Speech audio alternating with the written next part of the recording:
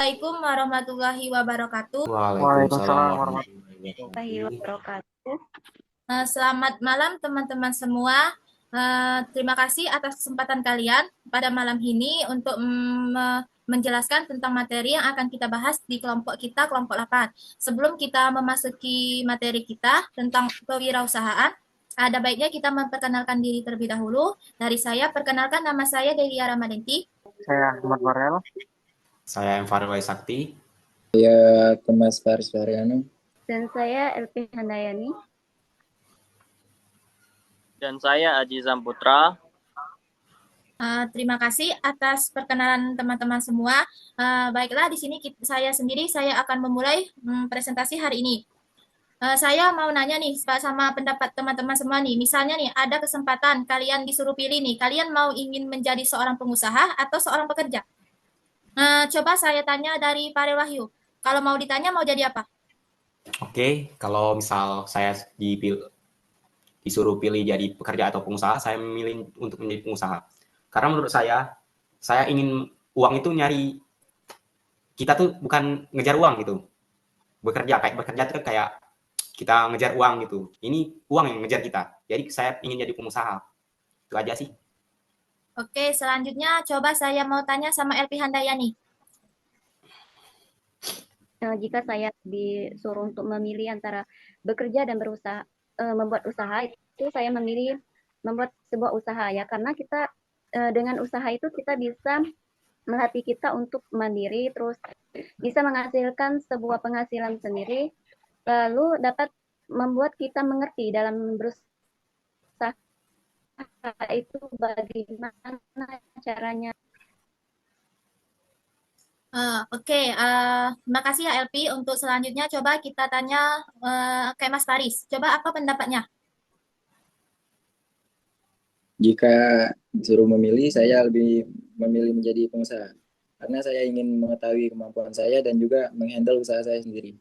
Oke, terima kasih. Selanjutnya Ajizam Putra.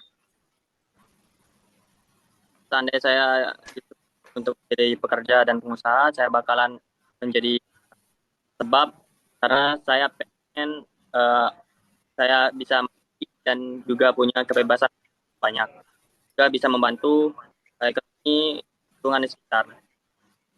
Oke, untuk selanjutnya Ahmad Farel. Ya baiklah, di sini saya memilih sebagai pengusaha, dan alasan saya memilih menjadi pengusaha ada perbaiki faktor ekonomi masyarakat ya, bisa untuk mengurangi pengangguran yang ada di masyarakat. Oke, terima kasih. Berarti sama seperti saya sendiri ya. Saya juga ingin menjadi seorang pengusaha karena apa? Jika kita menjadi seorang pengusaha, kita juga bisa nih membantu orang-orang untuk mencari lowongan. Jadi kita nih seperti kita bisa membuka lowongan pekerjaan bagi mereka yang membutuhkan. Apalagi ya zaman sekarang kan susah sekali nih nyari pekerjaan. Itu juga harus sesuai dengan kriteria dari masing-masing usaha yang akan mereka kelola. Nah, jadi intinya kita nih sama-sama jadi seorang pengusaha. Oke ya, berarti sama ya seorang pengusaha. Jadi begini, sama seperti yang kita bahas kemarin nih. Kita semua kan punya ide nih, mau buka usaha. Terus tuh kita juga sudah mencantumkan nama usaha yang akan kita bangun, yaitu namanya Cream Bakery. Nah, untuk kita menjelaskan lagi, Creamy Bakery ini ada baiknya kita akan menjelaskan. Yang pertama, saya akan menjelaskan sih, kenapa sih kita membangun usaha dengan nama Creamy Bakery, sedangkan ada usaha yang lain yang bisa kita bangun seperti ini kan kebanyakan zaman sekarang ini generasi remaja ya, dari mereka tuh kebanyakan suka yang makanan yang terlalu simple tapi kelihatan elegan. Nah, kenapa saya beri nama creamy? Karena creamy itu kan istilah kata namanya lezat ya. Jadi kalau bakery itu kan roti. Jadi kita enggak terlalu tertentu di roti. Kita bisa memilih misalnya untuk minuman atau makanan atau yang bisa menggugah selera kita kayak itu. Jadi kita memilih Creamy Bakery ini ya walaupun belum kita mulai, kita baru bahas tentang apa saja yang perlu kita lakukan. Jadi untuk teman-teman semua boleh nih ngasih pendapat nih menurut kalian nih. gimana sih Creamy Break ini supaya usaha yang kita bangun bersama ini bisa berjalan dengan baik? Eh, boleh dari LP, bagaimana mulainya? Oke, mulainya itu kan Bisa dibesarkan pertama tuh sedikit LP suaranya? si Delia mempunyai sebuah ide. Oke, baik. Bermula itu Produk kita gitu. Terus setelah nge-branding suatu produk kita, kayak mulai dari nama gitu kan, kayak Creamy Break Bakery, terus kayak logo outlet kita, itu nge-branding produk kita supaya orang-orang tuh tahu sih identitas produk kita tuh gimana. Setelah nge-branding, saya akan menentukan konsep. Gimana sih konsep yang kita jual, kayak misal dari sosial media, TikTok. Sosial media ini kayak ada TikTok, Instagram, Facebook, dan lain-lain. Setelah itu sih, ya gitu aja. Benar sih, kita harus memulai dari namanya sosial media ya. Apalagi zaman sekarang kebanyakan orang menggunakan sosial media ya. Jadi harus kita manfaatkan dengan baik. Oke, selanjutnya coba nih Kemas nih. Mana sih menurutmu cara kita bisa bangun usaha ini dari memasarkannya nih mau kemana gitu?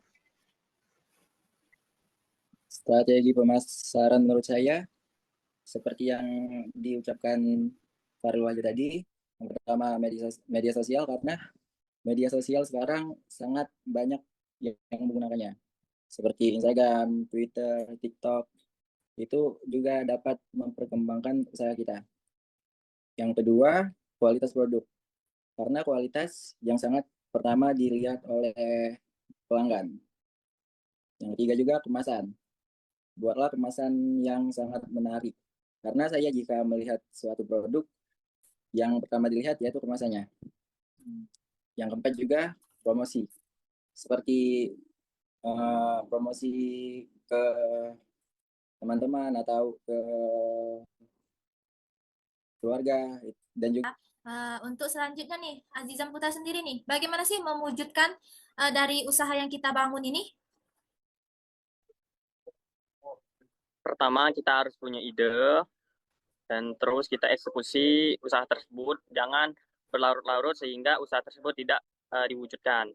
Ada beberapa langkah untuk kita mewujudkan usaha tersebut. Yang pertama, kita tentukan jenis usaha tersebut, itu baik dari fashion, jasa, teknologi, dan makanan.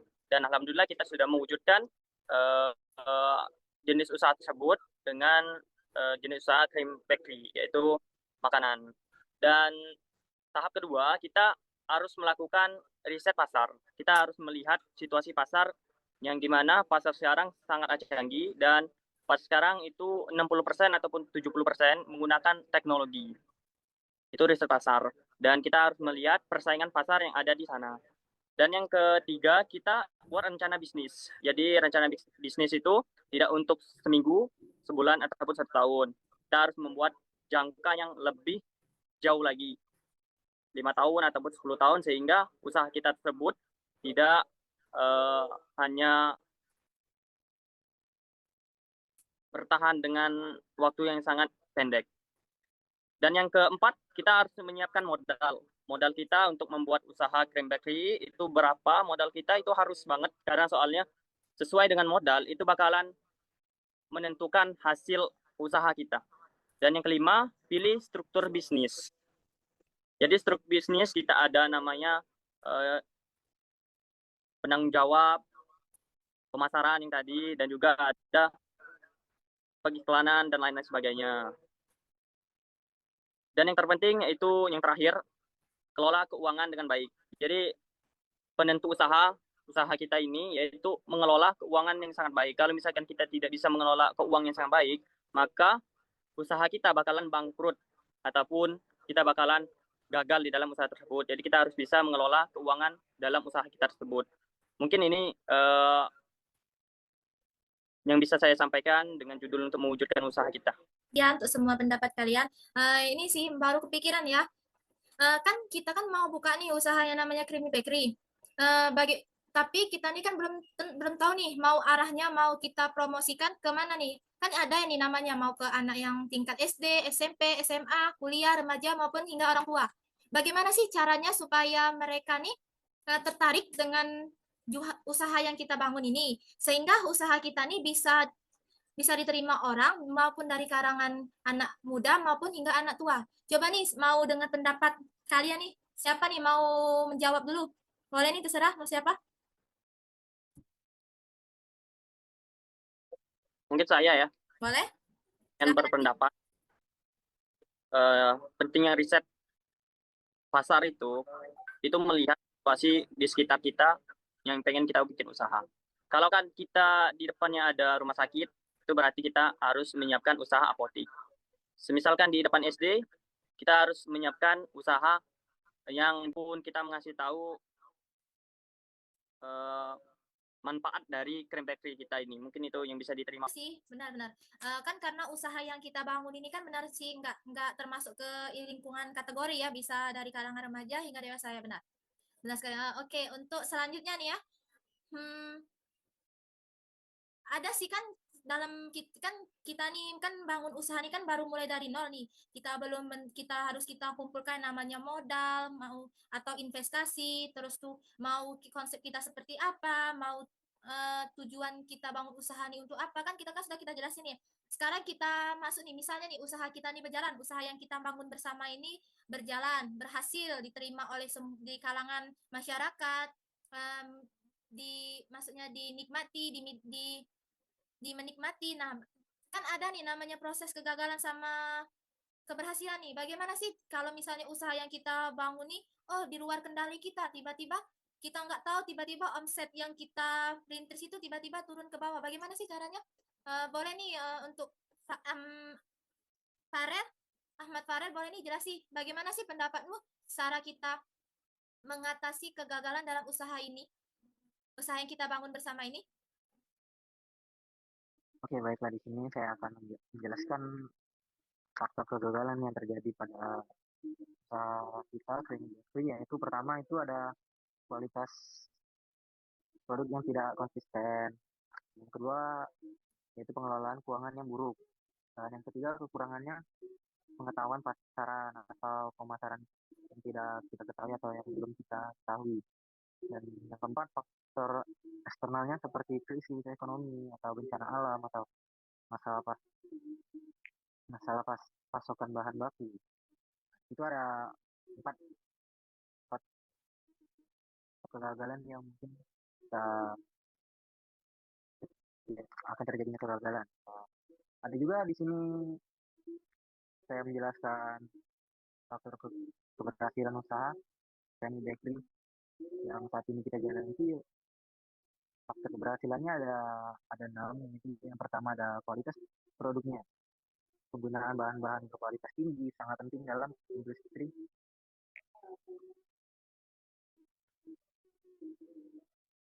Dan yang kedua inovasi produknya, yaitu menyajikan produk-produk yang unik sesuai dengan tren pasar supaya menjadi daya tarik tambahan.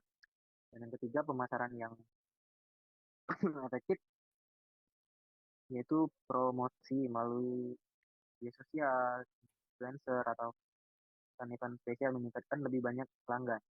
Dan ketiga, dan yang keempat, lokasi usahanya. Lokasi usahanya kita harus memilih lokasi yang strategis seperti di area ramai atau banyaknya konsumen-konsumen yang tertarik pada produk kita. Dan yang kelima, yaitu manajemen keuangannya yang baik dan pengendalian biaya produk. Dan yang kelima itu ada layanan pelangganan yang baik, yaitu pelayanan yang sama dan responsif dapat meningkatkan kepemuasan pelanggan agar mereka mereka tertarik kepada produk-produk yang kita apa namanya kita pasarkan atau yang kita itu apa namanya itu kita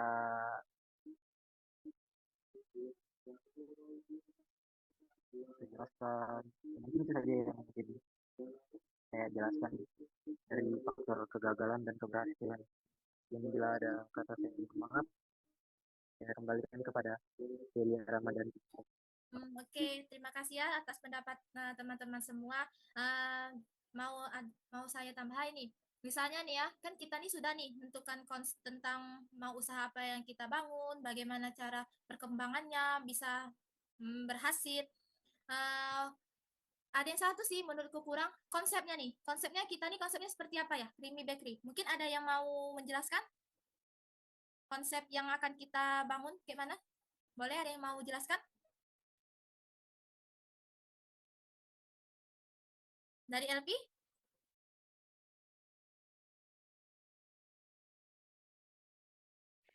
Untuk konsepnya itu ya kita bisa memilih dengan apa